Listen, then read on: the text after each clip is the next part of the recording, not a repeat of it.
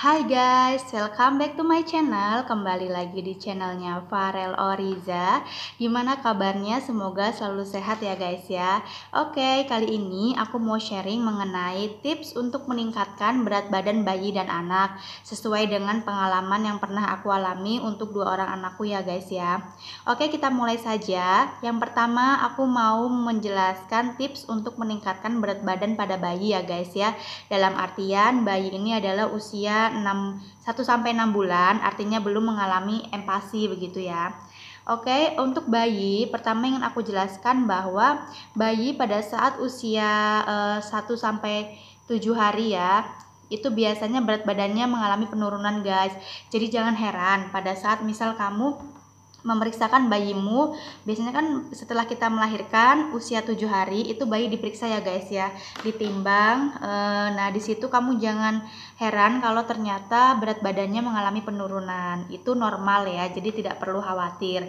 Dan setelah usia bayi menginjak usia 10 sampai dengan 12 hari, selanjutnya itu dia akan mengalami peningkatan berat badan yang normal begitu. Jadi kalau misalnya kalian seminggu setelah melahirkan kemudian mengecek kondisi berat badan bayinya ternyata menurun, itu normal ya, tidak perlu khawatir ya guys ya. Dan kemudian tips untuk meningkatkan berat badan bayi adalah yang pertama itu adalah rajin menyusui ya. Jadi bayi itu kan biasanya yang baru lahir lebih senang tertidur. Itu kita harus membangunkan setidaknya 2 jam sekali untuk menyusui ya guys ya. Jadi supaya dia mengalami peningkatan berat badan yang baik. Jadi kita yang harus teratur menyusui bayi kita. Kemudian kalau misalnya di malam hari dia juga terlelap tertidur, minimal kita bangunkan 1 kali ya, 1 malam untuk menyusui gitu guys. Jadi untuk menyusui ini memang harus teratur. Jangan sampai karena anak kita tidur bahkan lebih dari 3 jam itu kita biarkan saja karena ya dia tidur lelap gitu. Padahal sebenarnya bayi kalau untuk durasi menyusui itu biasanya 2 jam sekali. Jadi harus rajin menyusui. Kemudian untuk meningkatkan berat badan bayi yang kedua adalah ibu harus banyak mengkonsumsi makanan yang tinggi dengan kalori dan juga bergizi ya guys ya. Dengan nutrisi makanan yang baik dan juga yang tinggi kalori itu bisa meningkatkan berat badan bayi. Banyak ibu yang menggunakan booster ASI, tetapi dia makannya tidak banyak kalori sehingga ASINya berlimpah, tetapi kandungan kalori dalam ASINya itu tidak banyak. Artinya ASINya kalau orang bilang itu encer ya, padahal sebenarnya itu bukan ASI yang encer atau tidak berkualitas. Sebenarnya tetap berkualitas, hanya saja dia lebih banyak bagian form milk dibanding hand milknya. Jadi kalorinya itu yang berada di bagian hand milk itu sedikit begitu guys. Jadi asupan makan ibu itu sangat penting ya, harus diperhatikan untuk kualitas dan kuantitas ASI sendiri. Kemudian yang ketiga adalah kurangi form milk. Jadi jika kalian ingin bayinya meningkat begitu berat badannya, kalian harus memberikan lebih banyak ASI yang kandungan hand milknya.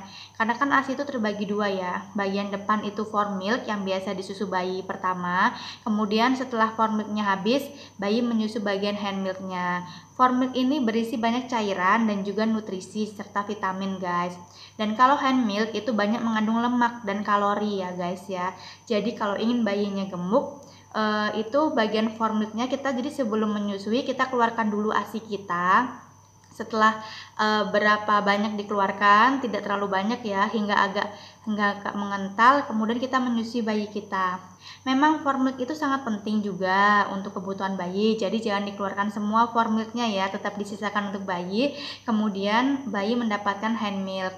Kenapa begitu? Karena biasanya pada ibu yang memiliki ASI yang berlimpah, pada saat bayi selesai menyusu itu ternyata belum mencapai hand milk. Jadi persentase mendapatkan form milknya itu lebih banyak dibanding hand milknya. Bahkan mungkin dikhawatirkan belum mencapai hand milk. Itulah yang menyebabkan bayi sulit gemuk karena dia kurang mendapatkan lemak atau kalori dari hand milknya itu. Oke guys, kemudian sekarang saya mau membahas untuk meningkatkan berat badan anak ya guys ya. Oke, untuk berat badan anak yang sudah empasi, yang pertama adalah tipsnya berikan anak makan makanan dengan nutrisi dan gizi yang baik ya. Kalau dia sudah mencapai ke 4 bintang, yaitu persentasenya adalah karbohidrat itu 50%. Kemudian 50%-nya itu adalah 50%-nya lagi adalah gabungan dari prohe atau protein hewani, prona atau protein nabati, dan sayuran ya guys ya. Jadi perbandingannya 50% karbohidrat dan 50% lagi gabungan dari protein hewani, protein nabati, dan juga sayuran guys. Kenapa seperti itu? Karena untuk meningkatkan berat badan bayi itu butuh kalori yang tinggi, apalagi bayi yang setengah aktif-aktifnya ya. Dan untuk membutuhkan kalori yang tinggi itu, karbohidrat itu penting karena dia mengandung tinggi kalori. Jika dia sudah mendapatkan kalori dari karbohidrat untuk beraktivitas, dia tidak akan mengambil gizi dari proteinnya itu guys. Karena protein ini sangat penting untuk pertumbuhan sel-sel tubuh, apalagi anak yang dalam masa pertumbuhan guys. Jadi kalau kalori dari karbohidrat tidak tercukupi, biasanya dia akan mengambil dari protein dan lemak, sehingga protein dan lemak yang sebenarnya seharusnya untuk pertumbuhan dan perkembangan bayi itu sudah digunakan dan terbuang oleh energinya. Sehingga itulah kenapa karbohidrat persentasenya lebih tinggi dibanding protein, prona, dan sayuran. Oke, yang selanjutnya berikan anak makanan sedikit tapi sering-sering guys. Biasanya anak kecil tidak bisa langsung menghabiskan banyak makanan ya. Kalau anak saya begitu guys, dia tidak bisa langsung makan makanan banyak dan habis. Jadi harus sedikit-sedikit dan seringnya yang penting. Kemudian yang ketiga, berikan lemak tambahan ya, ekstra kalori begitu. Biasanya itu bisa berupa EVO, extra virgin olive oil, kemudian bisa juga minyak kelapa, atau juga bisa unsalt butter. Tapi kalau dokter aku dulu menyarankannya salt butter karena lebih berasa gitu. Padahal aku bilang bukannya anak no vulgar ya sebelum 1 tahun. Tapi untuk dokterku dia dulu tidak menyarankan no vulgar, dia tidak masalah vulgar karena anak juga ternyata membutuhkan kandungan gula dan juga garam dari makanannya begitu guys. Tapi itu tergantung kita ya, boleh mau memilih vulgar atau no vulgar seperti yang saya sebutkan tadi. Karena kalau di panduan buku empasi memang no vulgar ya guys ya, cuman dokter saya dia memberikan saran vulgar karena anak juga butuh rasa dan butuh gula serta garam untuk kebutuhan energi tubuhnya begitu guys. Nah, ekstra kalori ini fungsinya penting guys karena untuk sebagai lemak tambahan yang bisa meningkatkan berat badannya. Kalau untuk EVO itu biasanya dicampurkan di makanan, itu nggak usah banyak-banyak ya guys ya, biasanya setengah sampai 1 sendok teh saja. Tapi kalau untuk ELO, extra light olive oil, yang biasanya itu tidak dicampurkan langsung guys, itu digunakan untuk minyak pada saat menggoreng bumbunya atau pada saat memasak gitu ya guys ya. Kemudian yang keempat, berikan anak cemilan yang berkalori tinggi ya guys ya. Di sini misalnya yaitu alpukat atau pisang, itu adalah buah yang berkalori tinggi. Jadi kalau mau memberikan buah untuk anaknya supaya berat badannya cepat naik, boleh seperti alpukat dan pisang. Atau mungkin cemilan lain yang ibu buat sendiri, bunda buat sendiri dengan kandungan kalori yang tinggi ya. Dan yang terpenting, jika anak sulit susah makan karena mengemil makanan yang kalorinya tidak tinggi, makanan yang tidak banyak mengandung gizi, itu sebaiknya cemilan yang seperti itu dikurangi ya guys ya. Oke, yang kelima, kreasikan menu makanan. Setiap anak pasti memiliki kendala sulit makan ya guys ya. Jadi salah satunya caranya adalah kreativitas ibunya sendiri untuk mengkreasikan menu makanan supaya terlihat menarik dan anak mau makan dengan lahap begitu guys. Kemudian yang keenam adalah di sini aku jelaskan penambahan suplemen anak. Ini opsional ya guys ya, kalian bisa memilih ini atau tidak. Tapi ini berdasarkan pengalaman aku dengan dokter anakku dulu. Jadi dokter anakku ini memberikan pada saat anak sudah usia 6 bulan, dia biasanya memberikan Sangobion baby atau zat penambah darah lainnya untuk anak, karena jika anak kekurangan zat besi itu akan mengganggu asupan makanan yang akan diserap oleh mengganggu penyerapan makanan pada tubuh dia guys. Jadi anak tidak boleh kekurangan zat besi ya. Dan juga biasanya anak yang suka mengkonsumsi teh dikurangin saja ya guys ya, karena teh ini ternyata menghambat penyerapan zat besi. Oleh karena itu dokter anakku waktu itu saat anakku usia 6 bulan ke atas sudah mulai diberi Sangobion baby ini guys, atau terserah merek yang lain yang intinya untuk menambah zat besi. Kemudian suplemen yang lain itu untuk nafsu makan ya, biasanya yang mengandung lisin ya guys ya untuk anak.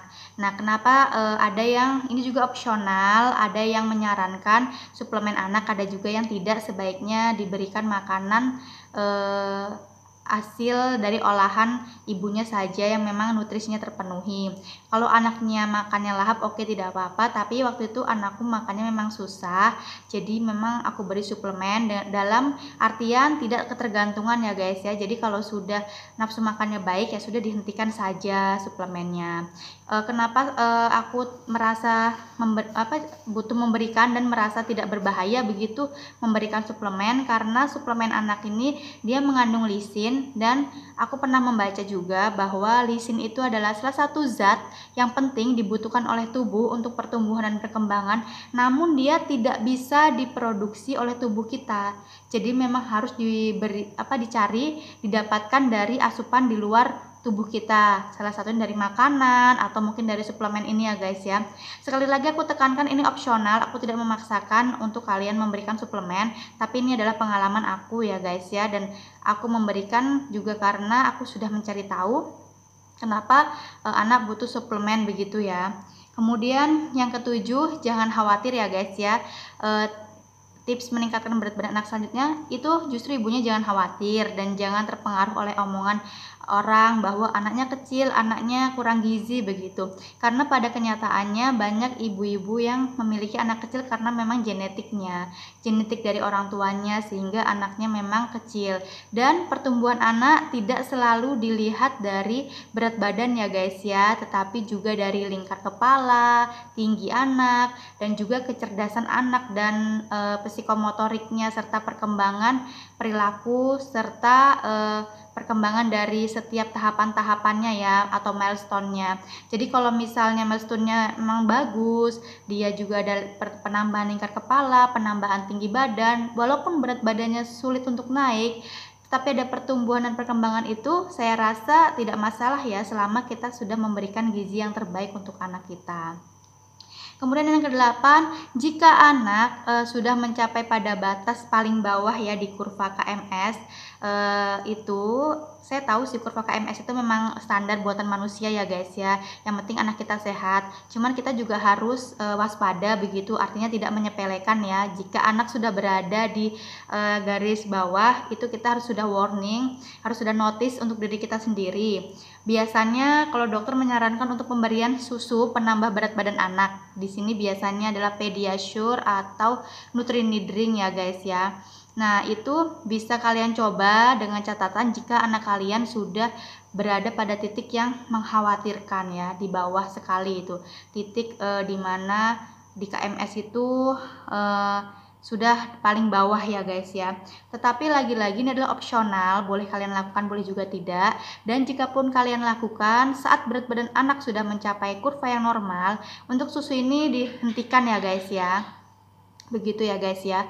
Dan sekali lagi bahwa setiap anak itu unik ya guys ya. Berat badan anak juga berbeda-beda, pertumbuhan dan perkembangan anak berbeda-beda. Kita tidak bisa menyamakan. Kita hanya bisa mensyukuri bahwa anak kita masih diberikan kesehatan, dan juga kita sebagai ibunya yang harus menggali potensi serta menggali kemampuan yang dimiliki anak yang mungkin tidak dimiliki oleh anak lain, karena setiap anak itu memiliki potensinya sendiri-sendiri. Jadi kita tidak boleh menjudge bahwa anak kita kecil, anak kita kecerdasannya berbeda, anak kita kemampuannya berbeda. Tidak ya moms ya, setiap anak itu memiliki keunikannya sendiri-sendiri. Jadi tidak perlu mendengarkan perkataan orang lain atau terpengaruh oleh orang lain sehingga merasa stres. Bahkan kalau ibunya stres, anaknya akan tertekan karena ibunya akan memaksa anaknya makan terus, anaknya jadi dipaksa, anaknya jadi stres juga, akhirnya tidak baik untuk psikologis anaknya.